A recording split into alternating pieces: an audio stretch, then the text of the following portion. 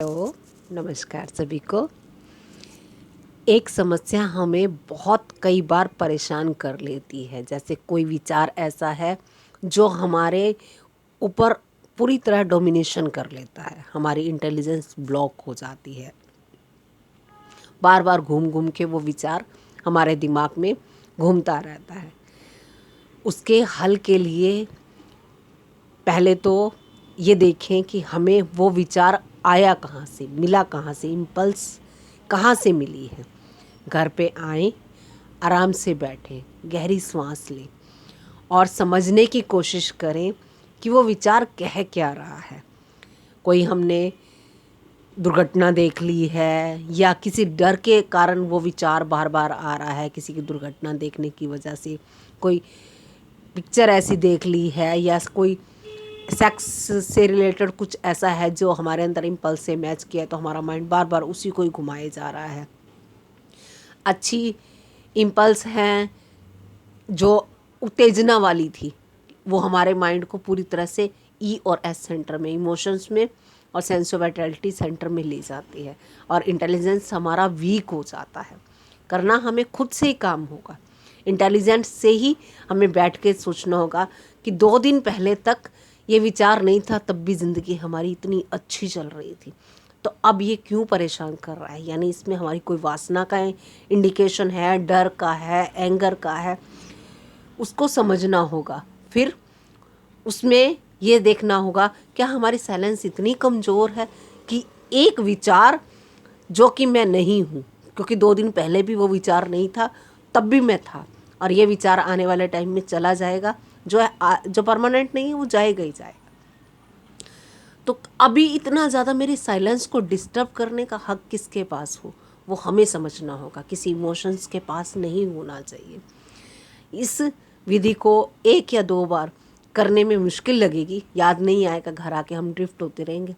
लेकिन एक बार ये हमें याद आनी शुरू हो गई और साथ में समझना शुरू हो गया कि हम उस विचार को इम्पोर्टेंस भी हम ही देते हैं। हमने एक कहानी सुनी है राम की और बाली की। बाली को मारने के लिए राम भगवान ने छिपकर तीर चलाया था। वो बाली कौन है पता है? हमारा ही मन है, हमारे ही विचार हैं। उसके साथ हम जुड़ जाते हैं तो वो प्रबल हो जाता है। जुड़े नहीं, उसको दूर होके देखे कि 2 दिन पहले ये दुर्घटना नहीं हुई थी घर में, या कोई दुर्घटना हो गई है, 2 दिन पहले कैसी ज़िंदगी थी। मैं तो आज भी हूँ ना, हूँ तो अभी सोच पा रहा हूँ। किसी प्रियजन की मौत हो गई है या किसी के विचार आ रहे हैं, उसके ऊपर आराम से समझने की कोशिश करें। माइंड है बच्चे की तरह, उसको प्यार से सहलाएंगे, गौर से देखेंगे, देखते ही वो विचार कमज़ोर हो जाएगा। साथ में ये समझेंगे ये विचार मैं नहीं हूँ। विचार इम्पल्स है, किसी चीज़ की इंडिकेशन है, लेकिन सत्य नहीं है। और सत्य है तो उसका सोल्यूशन क्या है? कोई दुर्घटना हुई है, कुछ कोई बीमार पड़ गया है, कुछ है, वो विचार हट नहीं रहे। विचारों से हल नहीं होगा, साइलेंस से हल होगा। उससे उसका विचार से अगर जो हम बहेंगे तो उसका सोल्यूशन होने की बजाय और परेशानियां बढ़ जाएंगी। जैसे अब घर का बंदे को पता लग गया कि उसको हार्ट में प्रॉब्लम है, अब या तो रोने बैठ जाएंगे, हाय मरने वाला है, मरने वाला है, ऐसा है वैसा है। 10 रिश्तेदारों को ये चीज़ बोल बोल के हम परेशान हो रहे हैं, हमें ही कुछ हार्ट अटैक की प्रॉब्लम आ रही है, हार्ट से संबंधित।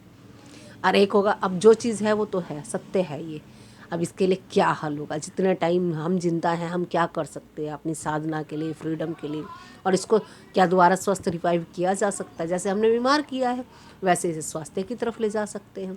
डॉक्टर से कंसल्ट करें, योगासन बढ़ाएं, ध्यान करें। ये दोनों में डिफरेंस होगा। अगर जो हम इंटेलिजेंस में होंगे, आई सेंटर में होंगे, तो हम सोल्यूशन की तरफ जाएंगे, जो भी प्रॉब्लम हो जाएगी उसके।